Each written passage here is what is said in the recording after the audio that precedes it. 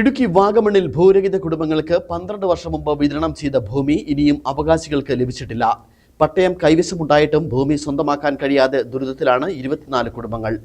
2014 ഫെബ്രുവരി 21-ന് ഇടുക്കിയിൽ നടന്ന ജനസമ്പർക്ക പരിപാടിയിൽ വെച്ചാണ് അന്നത്തെ മുഖ്യമന്ത്രി ഉമ്മൻചാണ്ടി വാഗമണ്ണിലെ 24 ഭൂരഹിത കുടുംബങ്ങൾക്ക് 3 സെന്റ് ഭൂമി വീതം നൽകിയത്. 2014 ഫെബ്രുവരി 21-ന് ഇടുക്കിയിൽ നടന്ന ജനസമ്പർക്ക പരിപാടിയിൽ വെച്ചാണ് അന്നത്തെ മുഖ്യമന്ത്രി ഉമ്മൻചാണ്ടി വാഗമണ്ണിലെ 24 ഭൂരഹിത കുടുംബങ്ങൾക്ക് 3 സെന്റ് ഭൂമി വീതം നൽകിയത്.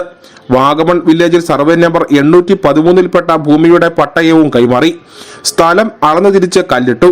പട്ടയം ലഭിച്ചവർ ഇവിടെ വീട് വെക്കാനെത്തിയപ്പോൾ സ്വകാര്യ വ്യക്തി തടസ്സവുമായി എത്തി. തന്റെ പട്ടയഭൂമിയാണ് സർക്കാർ ഭൂരഹിതർക്ക് വിതരണം ചെയ്തതെന്നായിരുന്നു ആരോപണം.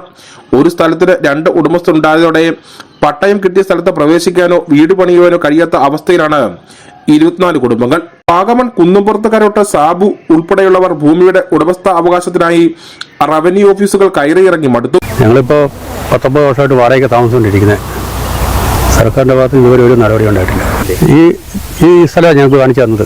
അത് വേറെ ആളുടെയാണ് അവർ പറയുന്നത്. ഞങ്ങൾ വില്ലേജിൽ ചെന്നപ്പോൾ താലൂക്കിൽ പോകാൻ പറഞ്ഞു. താലൂക്കിൽ ചെന്ന് ഇതെല്ലാം സംസാരിച്ച് കഴിഞ്ഞപ്പോഴത്തേക്ക് അളക്കാൻ വരുമെന്ന് പറഞ്ഞായിരുന്നു. ഞങ്ങളിവിടെ ഒരു മണി വരെ ഞങ്ങൾ 24 പേരും കാത്തിരുന്നിട്ട് പിന്നെ ആ പുള്ളിയുടെ മൊബൈൽ സ്വിച്ച് ഓഫ് ആയി. പട്ടയം കിട്ടി 12 വർഷമായിട്ടും ഭൂമി ലഭിക്കാത്തതിനെ തുടർന്ന് കോടതിയെ സമീപിക്കാൻ ഒരുങ്ങുകയാണ് ഇവർ. News bureau, Peermade.